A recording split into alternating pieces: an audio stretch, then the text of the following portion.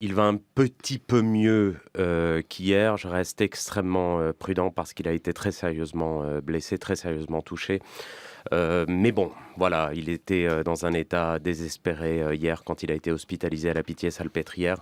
Il est désormais dans un état critique et on va dire qu'on reste positif.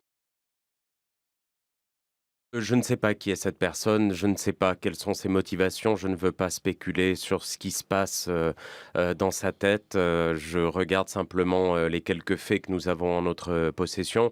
La police a très clairement dit qu'il s'agissait de la même personne.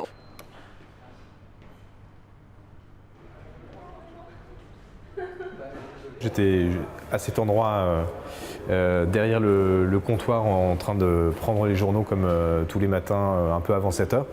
Et donc j'ai vu un homme descendre des escaliers qu'on voit là-bas assez rapidement, c'est pour ça que je l'ai regardé en fait.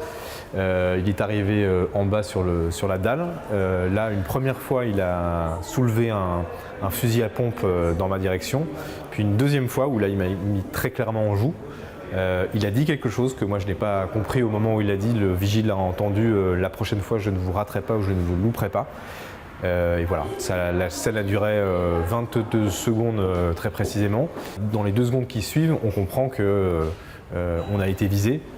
Moi, le vigile qui était juste à droite, un autre journaliste de BFM TV qui était sur ma gauche.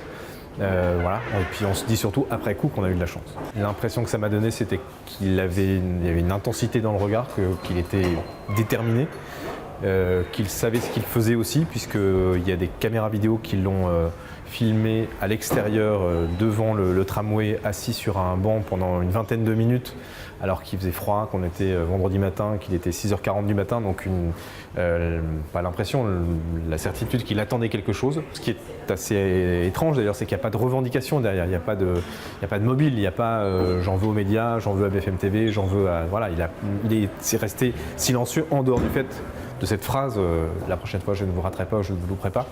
Donc je ne me suis pas senti personnellement visé, surtout je ne le connais pas. Tout ce que j'ai vu de son visage, c'est quelqu'un que je n'ai jamais vu de ma vie.